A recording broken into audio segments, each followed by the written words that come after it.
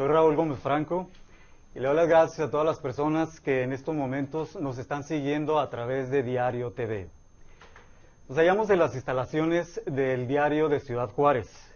En esta ocasión está con nosotros el candidato presidencial del partido Nueva Alianza, el maestro en economía Gabriel Cuadri de la Torre, que en este día se encuentra de gira por esta frontera y amablemente accedió a esta entrevista. Bienvenido al diario. Muchas gracias, Raúl. Nos acompañan también las compañeras periodistas Gabriela Mijares y Rocío Gallegos. Buenas tardes. Buenas tardes. Y sin más preámbulo, entremos en materia. Bueno, el tema central que es la seguridad, creo que ahí hay una falla estrepitosa del Estado en su conjunto, del gobierno federal, del gobierno estatal y del gobierno municipal, del poder legislativo también. Hemos visto cómo otros países han tenido éxito en esto, como es el caso de Colombia, que tenía un problema mucho más grave que el que tiene Ciudad Juárez. Y Colombia lo pudo hacer gracias a que tuvo la determinación y tuvo los gobernantes lúcidos, ciudadanos, porque todo empezó con Uribe, que fue un candidato, digamos, que se planteó desde la ciudadanía transformar la situación en Colombia. Y yo diría desde antes, desde César Gaviria también. El caso es que Colombia nos ofrece una referencia de cómo sí se puede resolver un problema como el de Juárez y que les da a los juarenses y a los mexicanos una esperanza y una ruta a seguir. Hoy en la mañana yo desayunaba con el expresidente de Colombia, César Gaviria, sobre los temas de seguridad y concluíamos, la verdad es que concuerdo totalmente con lo que él decía y yo de hecho lo he planteado durante mi campaña, que el tema de la seguridad no debe plantearse como una guerra, no es una guerra, es un tema de reconstrucción del sistema judicial, de reconstrucción de los aparatos policíacos de seguridad y de reconstrucción también del tejido social. Hemos visto cómo todos estos problemas se extienden en Ciudad Juárez. Tenemos una sociedad pues dispersa incluso físicamente, donde hay poca densidad social, donde no hay espacios públicos, una ciudad digamos desparramada por, yo diría, cientos de kilómetros cuadrados, quizás hasta miles de kilómetros cuadrados, sin tejido conector social, sin redes de solidaridad, sin identidades, sin sentido de pertenencia, con familias disfuncionales, familias rotas, con unidades habitacionales también dispersas por el desierto, sin servicios públicos adecuados, sin espacio público, donde las madres o los padres tienen que viajar horas para poder trabajar, donde los estudiantes también tienen que viajar horas para poder estudiar, y en donde simplemente no existen condiciones para restablecer estas redes de apoyo mutuo. Entonces, socialmente hay este problema. Y tenemos un Estado que falla estrepitosamente, porque esto es una falla del Estado, como ya lo comentaba al principio. Y un Estado que no ha sido capaz de reconfigurarse para ofrecer o satisfacer el derecho humano, el derecho social fundamental, que es la seguridad, y cumplir con su primera obligación, que es la seguridad. Un Estado que no ofrece seguridad es un Estado que falla estrepitosamente y profundamente. Entonces, me parece que en Juárez y en todo México, claro, el tema aquí es muchísimo más corrosivo social y del punto de vista humano también. Es fundamental hacer que los políticos de siempre respondan a las demandas de la ciudadanía y que los ciudadanos también tengan otras opciones y tengan claro qué es lo que se requiere en Juárez. Y si me permiten, yo no soy juarense, no soy chihuahuense, soy chilango, pero si me permiten puedo opinar al respecto. Me parece que no debe haber policías municipales. Lo he dicho a lo largo de mi campaña, tienen que desaparecer todas las policías municipales del país, porque han sido el eslabón más débil de la cadena, digamos, de la seguridad en el país. Y han sido el vaso comunicante o la correa de transmisión entre el crimen y la sociedad local. No puede ser que un presidente municipal que dura 3 años en el cargo, que no se puede reelegir, que no tiene intereses de largo plazo, que tiene una visión absolutamente miope, casi por definición, tenga a su mando las fuerzas policíacas de una ciudad como Juárez. Eso es algo absurdo, es algo contradictorio, cuando que la construcción de una fuerza policíaca requiere años, requiere de espíritu de cuerpo, requiere de capacitación, requiere de una construcción institucional que lleva mucho tiempo. Entonces, no sé si me quieres preguntar algo, bueno, que lleva mucho tiempo. Entonces, el hecho mismo de que las presidencias municipales sean de tan corta vida y tengan esta visión tan miope y sean dominadas por intereses partidistas, porque lo que quieren la mayor parte de los gobiernos municipales de este país o los presidentes municipales es saltar a otra posición política. No les interesa su ciudad, su municipio, lo que les interesa es qué sigue en su carrera de medrar con la política. Entonces, por eso planteo que es fundamental que se exija, y yo lo exijo, lo demando, es una de mis propuestas, desaparecer a todas las policías municipales y desde luego establecer la policía única estatal, mando único en cada estado, con un solo responsable de la seguridad y con una policía estatal de clase mundial. Junto con esa estrategia, ¿qué más agregaría usted en el combate al crimen organizado? Porque la estrategia adoptada por la actual administración federal, punitiva, sí, en lugar de traernos paz, nos ha traído destrucción, devastación a la ciudad. ¿Qué le agregaría, qué le quitaría, la erradicaría por completo? Yo creo que el restablecer la seguridad en el país tiene dos vertientes o dos estrategias que deben darse paralelamente. Uno es el combate a las bandas, a las grandes bandas del crimen organizado, que representan un desafío al Estado en su conjunto, y otra es el combate a la delincuencia pandilleril local. Me parece que en Juárez confluyen las dos, por eso se agudizan tanto los problemas de seguridad. Desde luego que el tema de las grandes bandas del crimen organizado hay que combatirlo con toda la fuerza del Estado, con las Fuerzas Armadas, con el Ejército, con la Marina, porque México no tiene una policía nacional que pueda suplir a las Fuerzas Armadas todavía, no tiene una policía federal capaz de ello, pero hay que hacerlo con inteligencia. Me decía el expresidente español Felipe González en una charla que tuvimos la semana pasada, y lo comenté creo que en el debate, la lucha contra los delincuentes altamente organizados es 85% inteligencia y 15% capacidad operativa de élite, de fuerzas de élite. Y esto en México no existe. Los gobiernos panistas desde el año 2000 abandonaron el CISEN porque pensaron que era un instrumento del priismo para digamos, manipular o controlar al Estado.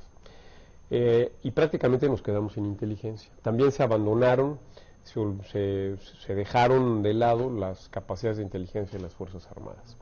No teníamos una policía federal capaz de asumir labores de inteligencia, ni tampoco fuerzas de élite que combatieran a las grandes organizaciones del crimen organizado.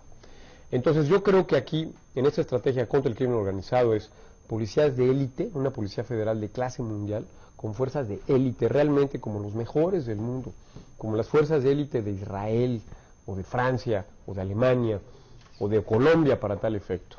Y también con una fuerte estrategia territorial. Debe haber prioridades territoriales y las condiciones territoriales en cada lugar son distintas.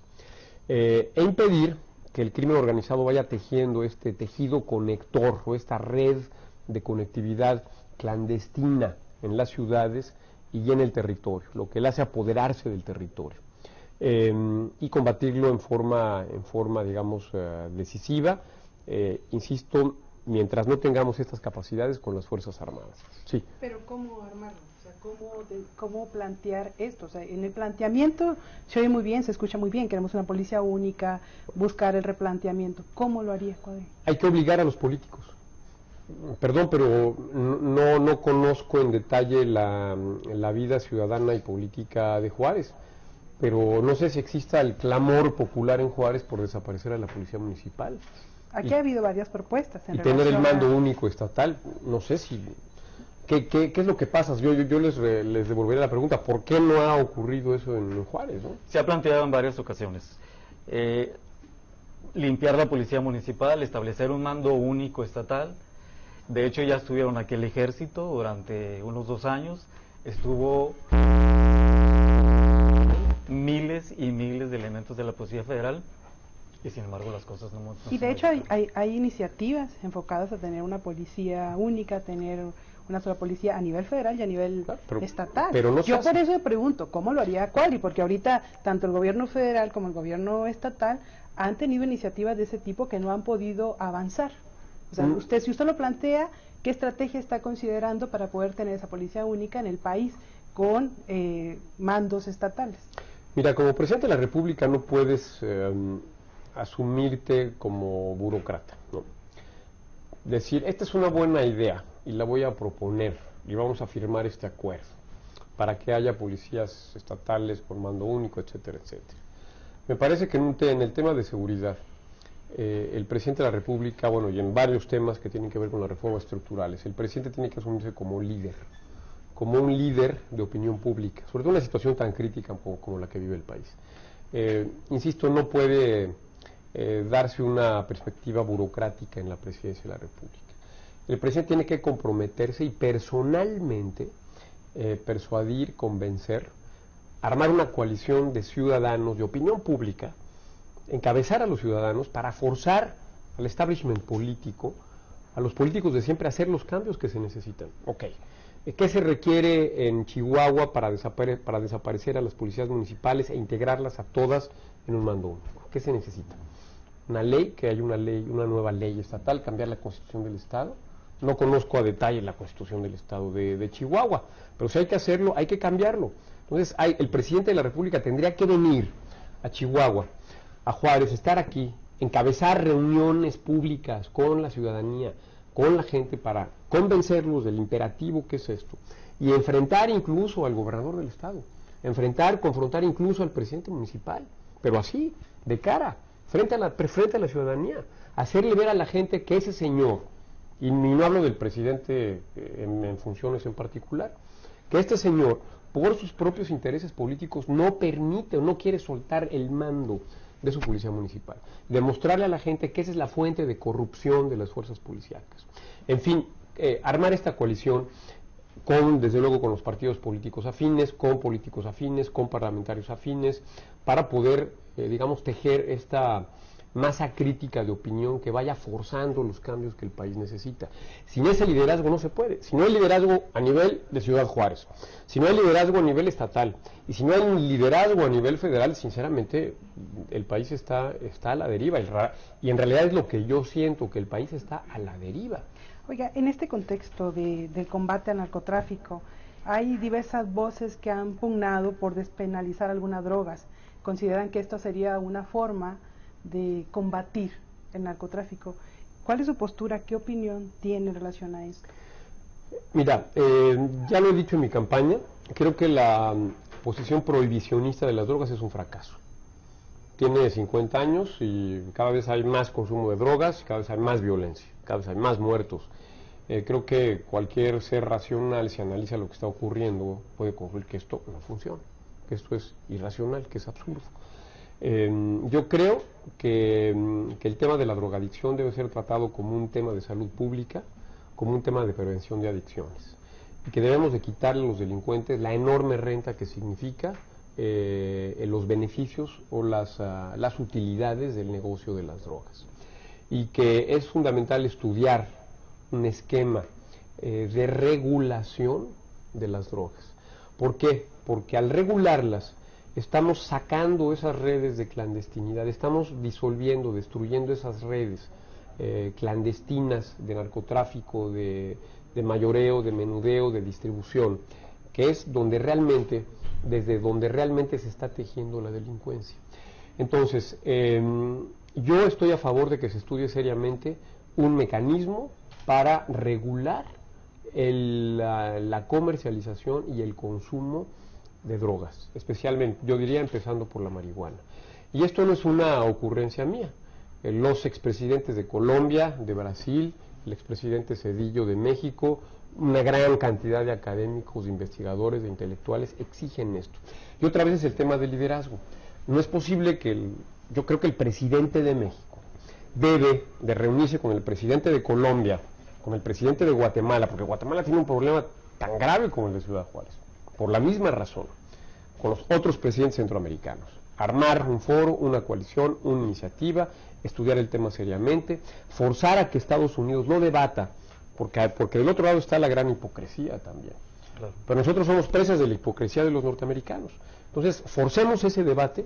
Si ellos no quieren escucharlo, pues que no lo escuchen, pero nosotros podemos tomar decisiones de nuestro lado y en nuestros países para evitar seguir pagando la cuota de sangre que implica el narcotráfico y sobre todo para impedir que la gran rentabilidad del negocio de las drogas vaya a parar a las bolsas de los delincuentes, porque lo que estamos haciendo ahora es muy claro, estamos financiando al crimen organizado en el esquema prohibicionista. Ellos son los que se quedan con las utilidades del negocio de las drogas.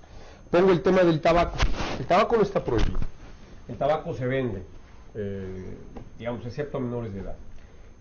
Ha habido campañas muy exitosas contra el tabaquismo. De hecho, el consumo de tabaco se ha reducido en México drásticamente. Esa es una prueba de que sí se puede reducir un tema de adicciones a través de campañas y políticas de salud pública. Entonces, creo que hay que hacerlo. Ahora, esto no resolvería el problema de seguridad en Juárez. Es un elemento, digamos, visto en la perspectiva de salud pública, prevención de adicciones. El otro es la construcción de una policía estatal con mando único y la desaparición de los policías municipales. La otra es el sistema de justicia penal. En México, como sabemos, no sé la estadística particular de Juárez, pero supongo que puede ser incluso mayor. A nivel nacional, el 92% de los delitos no se persiguen. El 98% de los crímenes quedan impunes. Entonces, los incentivos para un criminal en potencia son delinquir, porque no le va a costar. El costo es prácticamente cero. La probabilidad de que sufra un castigo por delinquir es prácticamente cero. No es un disuasivo el aparato de justicia en México. Pues mientras no tengamos un aparato de justicia capaz de perseguir y castigar los crímenes, no vamos a poder lograr mucho. ¿Qué se necesita? La autonomía de las procuradurías del Ministerio Público. ¿Tienen Ministerio Público Autónomo en Chihuahua? No. Bueno, ¿por qué la ciudadanía no lo exige, no lo demanda? ¿Por qué el gobernador y el Congreso local no toman esta iniciativa? Digo, también es un problema de acción colectiva desde la sociedad. ¿Tienen una policía estatal investigadora, científica de clase mundial? Pues no, tampoco la tienen. En los juicios orales creo que han avanzado algo. Sí, aquí es un estado, ok. Se va implementando gradualmente el sistema acusatorio en materia de justicia penal. Perfecto. Pero ahora, entonces, son estos tres elementos. Otro elemento, la educación. Necesitamos inversión fuerte, masiva, en servicios educativos de alta calidad, de educación media, media superior y superior para los jóvenes, que es que son, digamos, a quienes recluta el crimen organizado. Perdón, sí, no, le iba a comentar, en ese aspecto de la educación, en el debate del domingo usted planteó la necesidad de contar con una educación de calidad en el país. Así es. Eso significa que en este momento no tenemos una educación de calidad. En la mayor parte de los estados no, en algunos sí. ¿Y qué es para usted educación de calidad? A ver, bueno, lo podemos sintetizar en un dato, en un parámetro, que desde luego sería muy interesante hablar mucho más en extenso del tema. El examen PISA de la OCDE, ¿no? Que es el que mide el desempeño académico de los alumnos en matemáticas, en comprensión de lectura y en ciencias, ¿no, maestro? Bueno, ahí está. Es un examen que hace la OCDE, que lo hace a países de la OCDE y también a otros países, aunque no estén en la OCDE. Y se nos dice todo el tiempo, México es el peor país en educación en la OCDE. Es cierto, eso es verdad, pero también es el país más pobre de la OCDE. También es verdad que la educación de calidad está correlacionada con el ingreso, el nivel socioeconómico de cada uno de los países. Ahora, si vamos estado por estado, veremos, y el profesor no me dejará mentir, hay estados en México, y entre ellos Chihuahua, que están entre los mejores, bueno, que son los mejores del país. Nuevo León, Chihuahua, Aguascalientes y Baja California, ¿no? Son los mejores del país. En el examen PISA, estos estados tienen mejor desempeño que todos los países latinoamericanos, que todos, incluyendo Chile, que es el único que supera a México como país a nivel de nación, y tienen mejor desempeño que varios países europeos. Entonces, a ver, a mí no me hacen sentido esas hipótesis en la que culpan a tal o cual personaje o a tal o cual organización del atraso educativo en el país. Si en Aguascalientes y en Nuevo León y en Baja California y en Chihuahua hay una relativamente buena educación, y en Oaxaca y en Guerrero hay una pésima educación, quiere decir que hay otras variables que explican el tema. Bueno, en fin, a lo que voy es que una educación de calidad es una educación con contenidos que van a ser productivos y competitivos a los estudiantes, entonces que van a saber matemáticas, que van a saber inglés, que van a manejar todas las tecnologías de la información, que van a tener conocimientos valiosos en literatura, en historia, en ciencias naturales, etcétera, etcétera, que van a tener valores ciudadanos, que van a ser respetuosos de la ley, que les habrán inculcado como valor esencial el respeto a la legalidad, al Estado de Derecho, la tolerancia, que van a poder ser empresarios, que van a poder imaginarse a sí mismos emprendiendo nuevos proyectos. Eso es lo que yo creo que es una educación de calidad. Pero ¿cómo compaginar esta propuesta que usted hace?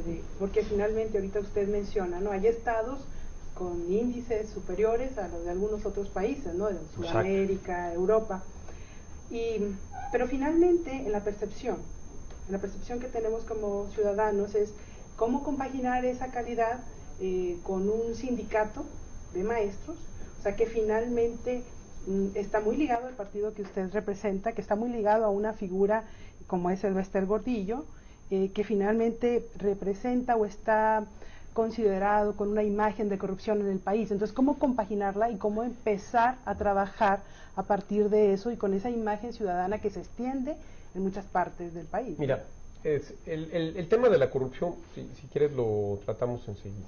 Y yo te haría otra vez la pregunta. A ver, ¿cómo explicas que con el mismo sindicato, la misma dirigencia sindical, tengas un excelente sistema educativo en los estados que te acabo de comentar y en otros sea pésimo? Porque sea usted menciona ahorita, hay otras variables que hay que considerar, bueno, ¿no? Entonces, pero yo le pregunto a usted está representando ahorita un partido sí, que finalmente está relacionado con el sindicato perdón, de yo maestros. no tengo nada que ver con el sindicato de maestros, nada.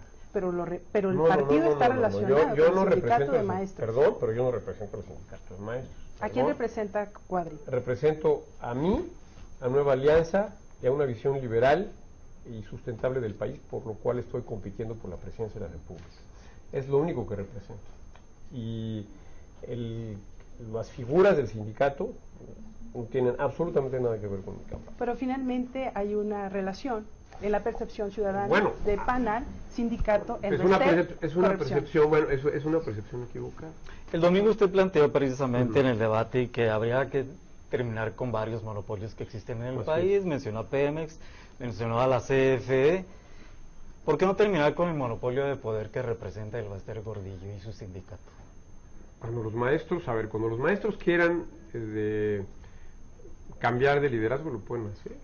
Eso no es un tema de gobierno. Los gobiernos, hasta lo que yo entiendo, realmente lo podrán hacer. Salvo las dictaduras, no se entrometen en la vida de los sindicatos, ni pueden descabezar o encarcelar o deshacerse de los sindicatos. La verdad, solo lo ha hecho Fidel Castro, lo ha hecho Pinochet, Anastasio Somoza, Videla, gente de ese tipo. La responsabilidad de elegir a sus dirigentes está en los trabajadores, en cada uno de los sindicatos. Y eso la ley lo asegura, la ley lo garantiza. Yo en lo que creo es que tiene que haber transparencia, democracia en los sindicatos, elección de dirigencia por voto secreto y directo y rendición de cuentas, que le rindan cuenta a los sindicatos a sus agremiados.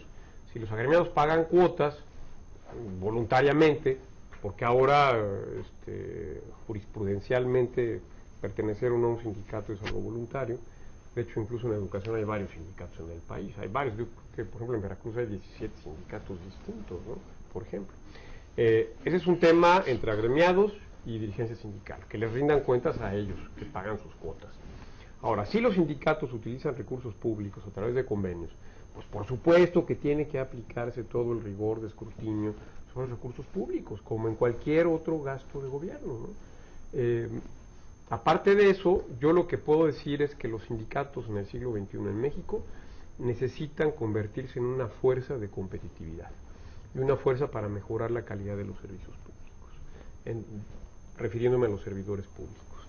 Y lo que puedo decir también es que las grandes reformas que el país necesita no se pueden hacer sin los trabajadores o en contra de ellos, y que la gran reforma educativa, la gran revolución educativa que necesita el país no se puede hacer sin un sindicalismo comprometido y fuerte, unido, que sea capaz de cambiar de raíz todo lo que está mal y todo lo que lastra el desarrollo de la educación en el país. De llegar usted a la presidencia de la República, entonces prácticamente tendría que romper con el sindicato de maestros. No, yo no rompería con ningún sindicato. Lo que haría es sentarlos. O con el Baster Gordillo. Yo no tengo por qué decidir quién es la dirigente de los maestros, perdón, Raúl. Eso lo tienen que decidir ellos. Si ellos deciden que el Baster Gordillo es su dirigente, o Juanita Gómez es su dirigente, pues yo lo tengo que aceptar si soy presidente de la República. Lo que haría es que convocaría a Juanita Gómez, a la maestra Juanita Gómez, o al maestro Arturo Pérez, o a la comisión ejecutiva del sindicato, lo sentaría en mi oficina con el secretario de Educación Pública, con el secretario de Gobernación, con el secretario del Trabajo, con el secretario de Seguridad Pública, porque también es un tema de seguridad pública, y con el secretario de Hacienda. Y les diría, a ver, aquí hay un primer esbozo de lo que debe de ser la reforma educativa en el país. Aquí están los temas, se los planteo, la vamos a hacer, cueste lo que cueste, así. Espero contar con su participación, se lo diría a los maestros, los convencería, tendría su apoyo, lograría su apoyo, negociaría si es necesario con ellos, bueno, evidentemente va a ser necesario negociar, y me plantearía una ruta crítica, comprometiendo al secretario de Gobernación a conducir personalmente el proceso de reforma educativa en el país, hacerse responsable él, junto con el secretario de Educación, de que esto lleve a buen término, paso por paso, escalón por escalón, porque tampoco puede hacerse de golpe. Es una reforma que implica transformaciones laborales, presupuestarias, de equipamiento, de infraestructura, de procedimientos, crear nuevas instituciones, nuevas escuelas, nuevas normales, distintas a las que tenemos hoy. Entonces es algo que va a llevar mucho tiempo, pero hay que empezar ya. Eso es lo que haría. Yo creo que sería suicida un presidente que quisiera hacer una reforma tratando de descabezar o de desconocer a un sindicato tan poderoso como es el Sindicato Nacional de Trabajadores de la Educación. Sería, yo creo que, absurdo. O alguien que quisiera hacer la reforma energética del país dándole una patada a quien dirige el secretario de Trabajadores Petroleros de la República Mexicana, por más, aunque nos caiga gordo, ¿no? Nos caiga bien o no. Si nos cae gordo, el señor es el dirigente que ellos eligieron, se sienta, se le explica, se le comunica la decisión que se ha tomado y se le pide su colaboración. Y listo, ahora hay forma de negociar, hay formas también de imponer el Estado de Derecho, hay formas también de imponer la legalidad. Bueno, ahorita usted menciona, yo represento a Cuadri, represento al PANAL, y lo he escuchado en algunas entrevistas que usted ha comentado que cómo surgió su intención de ser candidato a la presidencia de la República del país. Y usted mencionaba que estaba en una reunión de amigos. Quisiera saber, no sé, ¿quiénes eran esos amigos con los que surge esa propuesta? ¿Quién le hace la propuesta a Cuadri de representar la candidatura del PANAL a la presidencia de la República? Nueva Alianza. De Nueva Alianza, perdón. Porque PANAL no va a aparecer en la boleta electoral, es Nueva Alianza. O Nueva Alianza, pero finalmente son las siglas. No, porque en la boleta aparece Nueva Alianza, okay. no dice PANAL, entonces la gente se va a Pero son las siglas del partido. Bueno, sí, pero bueno. Okay. ¿Quién le ofrece a Cuadri? ¿Quiénes estaban con usted cuando es una historia que he comentado muchísimas veces en los medios de comunicación. Pero no he escuchado que menciona quiénes estaban con usted. Pues amigos míos, ¿Cómo quiénes? Que no son figuras públicas y no tengo por qué, nadie los conoce y no tengo por qué exhibir sus nombres en una contienda política con respecto a ellos. Quien sí forma parte de ese círculo literario, porque es un círculo literario, es Luis Castro, el presidente del partido, que él ingresó el año pasado, habrá ingresado por ahí de octubre, noviembre, ahí lo conocí, yo no lo conocía. Perdón, nos están pidiendo que cortáramos, ¿ya? Pero hay una pregunta que no quisiera que se nos quedara en el tintero. Las condiciones de inseguridad y violencia que dejaron devastada esta región De acuerdo con datos oficiales, se los voy a mencionar así muy rápidamente, huyeron más de 200,000 juarenses de la ciudad. Sí. Cerró una empresa por día durante en los últimos 4 años aquí en la ciudad. Y hay 110,000 viviendas abandonadas. Los sectores locales están demandando al gobierno federal un esquema fiscal de zona libre para esta región. ¿Usted apoyaría esta propuesta? ¿Considera que es viable su aplicación en esta ciudad? Yo creo que esto no resuelve los problemas de Juárez, sinceramente. Creo que esto incluso, y perdón por la sinceridad, puede ser una forma de evadir los problemas de raíz de Juárez. ¿Por qué? Los problemas reales de Juárez, ya los comentamos, son problemas de tejido social, de Estado de Derecho, de legalidad, de justicia penal y de aparato policiaco, fundamentalmente. También ya no me dejaron enumerar otras variables, otros factores que influyen en todo esto, que es la capacidad productiva de Juárez. Sin crecimiento económico acelerado, Juárez será muy difícil que recupere también su seguridad, su tranquilidad y que le dé oportunidades a su gente. Por eso estoy planteando una política industrial en el país y especialmente en la zona fronteriza de México, que reindustrialice a México y reindustrialice a la frontera, aprovechando las condiciones que hay ahora en el mercado internacional, aprovechando plenamente el TLC, el Tratado de Libre Comercio de América del Norte, y aprovechando que China está perdiendo competitividad y que las grandes empresas ya están concentrando geográficamente sus cadenas de valor y de suministro para ser más competitivos. Entonces, aquí tenemos una gran oportunidad y creo que se requiere esa política industrial para relanzar a Juárez, aprovechando sus ventajas competitivas como una plataforma de manufactura. Entonces, si ponemos todos esos elementos juntos, el de la industria, el de la policía, el del sistema penal, el de la educación y el de la ciudad, porque hay que cambiar esta ciudad físicamente también, las cosas pueden transformarse para Juárez. Lo que necesita es determinación, es un proyecto común en Juárez y son gobernantes con el liderazgo y la capacidad de comprometerse con este desafío. Maestro Cadre, nos están indicando que el tiempo se ha terminado. Yo le agradezco en nombre del diario de Ciudad Juárez su presencia, su visita en este periódico a Ciudad Juárez. Gracias a todos. Y gracias también a todas las personas que nos acompañaron a través de Diario TV. Muchas gracias. Gracias. Gracias a ustedes. Yo le quisiera preguntar, aunque estemos fuera ya nada más, Dime. México es un país muy peligroso para los periodistas y la libertad de Cada vez expresión más, está en riesgo. cada vez más, sí. A mí Sí, me gustaría esta pregunta saber, se quedó fuera. a mí me gustaría saber qué garantías ofrece para los que estamos trabajando ahorita en esta profesión.